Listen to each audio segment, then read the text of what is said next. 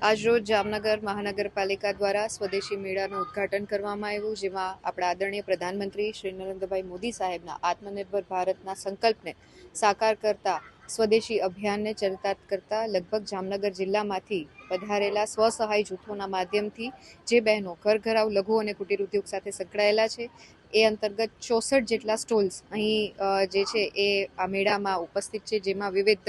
ઘરવખરીની ચીજવસ્તુઓની સાથે સાથે કટલેરી છે, સ્ટેશનરીઝ છે, ઘરની જે નાની મોટી સજાવટની ચીજવસ્તુઓ હોય એ તમામે તમામ વસ્તુઓ છે અહીંથી વેચાણ આજના દિવસથી શરૂ કરવામાં આવ્યું છે. લગભગ 4 દિવસ સુધી ચાલશે. આ ઉપરાંત પણ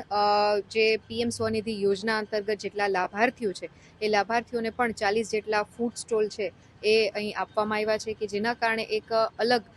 દિશામાં આત્મનિર્ભરતા તરફ અને આપણી કેન્દ્ર સરકાર અને રાજ્ય સરકારની જેટલી પણ યોજનાઓ છે એ યોજનાઓનો મહત્તમ લાભ છેવાડાના માનવી સુધી પહોંચે, અંત્યોદય સુધી પહોંચે અને વધુમાં વધુ આપણે સ્વદેશી ચીજ વસ્તુઓ છે એની ખરીદી કરીએ, એનું વેચાણ થાય અને આપણી જે અર્થવ્યવસ્થા છે એ ઉત્તરોત્તર મજબૂત બને એ પ્રકારનો પ્રકલ્પ અને એ પ્રકારનું એક વાતાવરણ અહીંથી જોવા મળી રહ્યું છે. હું ખાસ જામનગર મહાનગરપાલિકા એન્ટાયર ટીમ તેમજ સ્વસહાય જૂથોના માધ્યમથી જે પરિવારજનો, જે બહેનો અને જે માતૃશક્તિ અહીં ઉપસ્થિત રહી અને એનું વેચાણ કરવાના છે એમને ખૂબ હૃદયપૂર્વકની શુભકામના પાઠવું છું. જી બિલકુલ,